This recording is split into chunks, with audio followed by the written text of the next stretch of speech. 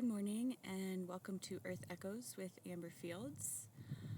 This morning I am on the south rim of the Grand Canyon near a point called Yaqui Point, and I'm here sitting on the edge, very much aware of the 1,000-foot drop-off immediately behind me. And I thought this would be a great time to read a piece by Jason Gray titled Merging with the Infinite as the sun rises over the horizon behind me. There exists a place beyond time, beyond struggle, beyond the restless chatter of the mind. A state of being where the self dissolves into pure presence, where action arises effortlessly, where existence is not fragmented into past and future, but flows as an unbroken current of now. This is the flow state, the sacred rhythm of creation, the effortless dance of mastery, the communion with something greater than the self. The nature of flow. Flow is not something we force. It is something we allow. It is the state where effort and ease become one, where thought and action merge seamlessly, where awareness expands while self-consciousness dissolves. It is the artist lost in the brush strokes, the writer vanishing into the words, the athlete moving as if guided by an unseen force. In flow, time bends. Minutes can stretch into eternity, or hours can vanish in a blink. The mind no longer clings to the weight of the past or the anxiety of the future. Instead, it becomes like a river, carving its path without hesitation, moving with both power and grace.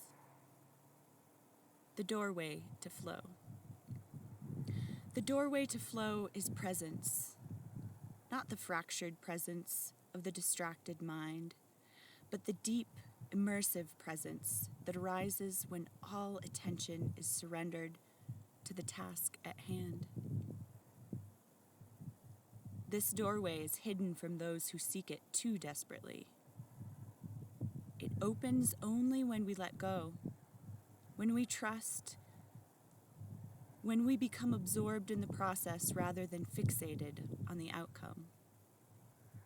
Paradoxically, flow requires both discipline and surrender. It requires preparation, skill, and intention, but it also demands release, the willingness to step aside and let something deeper take the reins. The ego, with all its demands for control, must loosen its grip.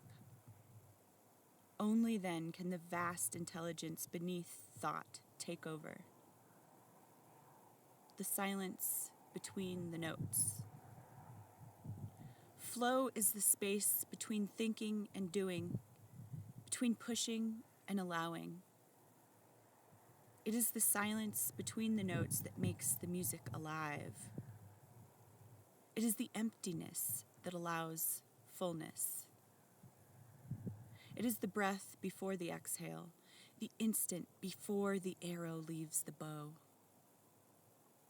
To experience flow is to be in alignment, not with a rigid structure, but with a living current that moves through all things. This current does not arise from the intellect. It does not care for hesitation, doubt, or over-analysis. It moves instinctively, naturally, the way a hawk rides the wind or a river finds the sea. The dissolution of the self. One of the most striking aspects of flow is the fading of the self. The inner critic, that ever-present voice of doubt falls silent. The heavy awareness of I dissolves, and in its place, there's only the experience itself.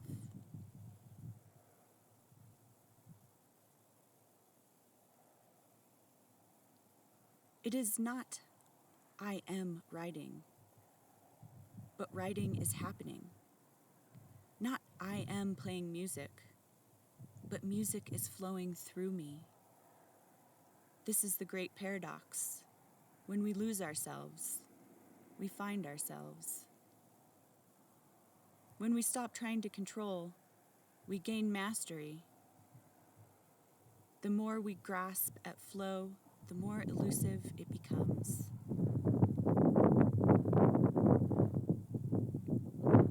When we surrender, we let go of the need to control, to impress, to prove. Flow welcomes us into its embrace. The eternal now. Flow is a glimpse of something eternal. It is the moment when the mind stops dividing reality into before and after, into what was and what should be.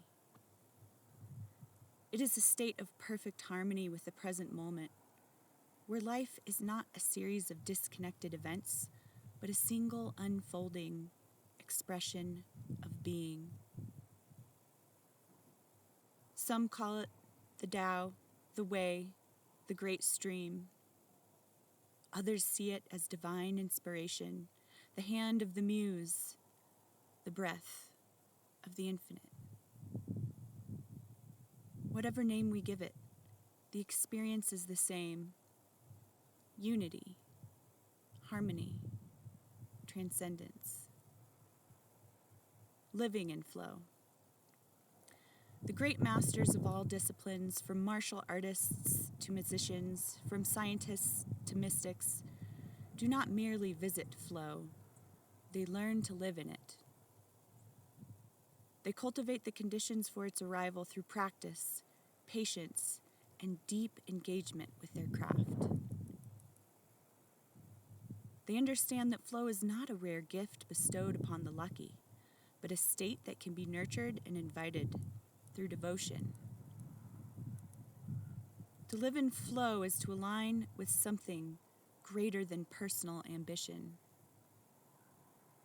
It is to trust the unfolding, to move with the rhythm of life rather than against it. It is to recognize that true mastery is not about domination, but about deep partnership with the forces of creation. In the end, flow is not something outside of us. It is not something we need to seek, chase, or manufacture. It is our natural state, buried beneath the layers of distraction, doubt, and resistance we have accumulated over time. To be in flow is to be as we were meant to be, present, alive, attuned to the great unfolding of existence. It is not a skill but a remembrance, not a goal but a return. When we let go, when we trust, when we become one with what we do, we step into the river that has been waiting for us all along. In that moment, we do not simply act. We become the act itself. Jason Gray. And it took a little bit of flow to get to this spot this morning. I had to kind of climb out on this fin of rock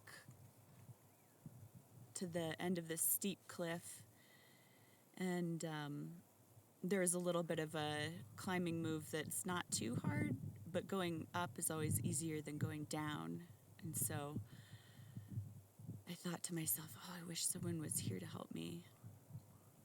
And then I said, someone is. And so I know I'll be able to get back down safely. But before I turn the video off, I just wanted to show you the view behind me.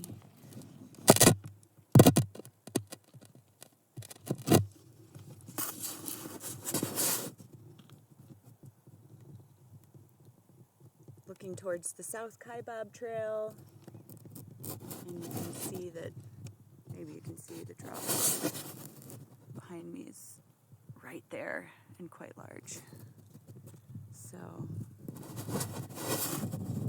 I hope you all are going to have a beautiful day and a lovely weekend, and I know I will.